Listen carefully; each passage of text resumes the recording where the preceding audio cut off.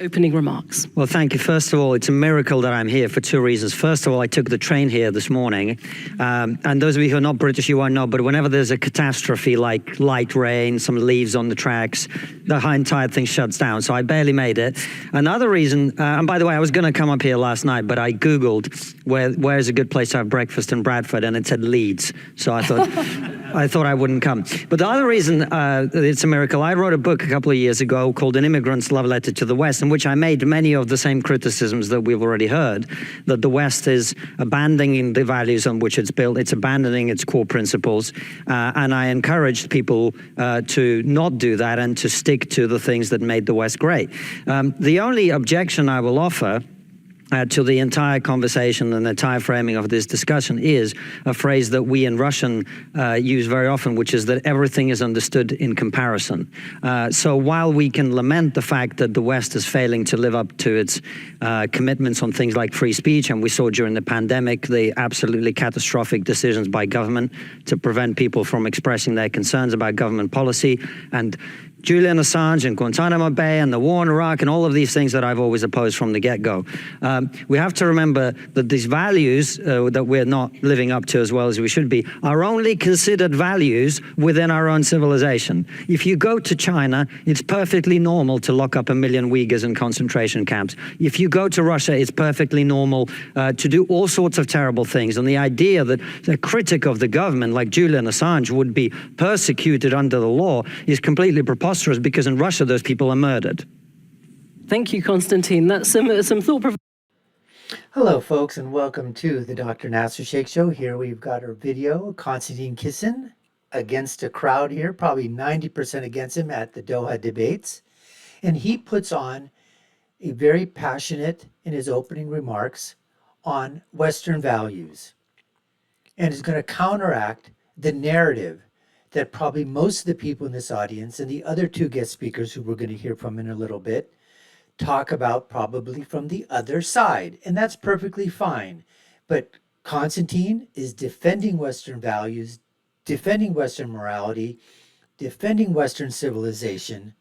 And that's, like he wrote in his book, a love letter, to the West from an immigrant. And values should be defended. We may have different opinions, that's perfectly fine, but I've got my set of values, my set of morals, my compass, and I have to basically stay on that course, because that's the way that I'm going to live my life. That's the way that I want things to proceed, things to continue, the betterment of humanity, the betterment of society. But the lens I'm looking at it through is through Western philosophy, Western, the Western thought processes, the Western books, Western civilization, as is Konstantin. Anyways, let's get back and see what the other two panelists have to say, and so much more. We're going to go to that right now. Thank you, Ramona. No, we can't count on the West to promote global justice, because the West has only ever promoted its own interests, often at the cost of global justice. And I'll just give you a few examples from this past month. Just a few weeks ago, the Biden administration announced that the Azov Brigade, a Ukrainian military unit, could now receive American weaponry and training. And Biden's administration told us that the Azov Brigade is very, very different than the older Nazi Azov Battalion. But the unit themselves say that they're exactly the same thing, just with a slightly different name. Recently as well, a federal appellate court dismissed a lawsuit asking for the U.S. Senate Select Committee's torture report to be made public. So what that means is that CIA abuses that were carried out during the war on terror will continue to remain a secret. It bears repeating, I know we don't talk about this very often, but of the 780 people who were detained at Guantanamo since 2002, only 8 men were ever convicted of any crimes. And of those 8 cases, 4 were reversed. Mohammed al-Gharani, a 14-year-old boy, was the youngest person to be detained at Guantanamo, where he was held for 7 years, tortured, before he was released without charge. 90% of Guantanamo detainees were released without trial. But the real reason why the West cannot be relied on to promote global justice is because the West, and I mean all of the West, I mean Canada, the United States, the United Kingdom, all of Europe, have given billions of dollars, weapons, diplomatic cover to Israel always, but especially over the 9 months while it has been committing genocide. Israel destroyed the healthcare infrastructure. They are starving people. They have killed tens of thousands of children. And so to say that the West is somehow responsible for global justice is a beautiful story. It's just not true. It is, if anything, a threat to global justice. Thank you so much. And now I'd like to pass to Steve Clemens for your introductory remark. Fatima, really good. Well, there you go, folks. There you have it. You know exactly where she's coming from. Liberal side, leftist. Basically, her premise is we can't rely on the West to distribute global justice. Whoever said, first of all, that the West was supposed to dispense global justice or not dispense it? I would like to know. That's her premise, where it's coming from. And there was so much there to unpack. I mean, she went from talking about, global justice, which the West can't be counted on for. Then she went to Guantanamo Bay. Then she talked about the CIA and torture and all of these things.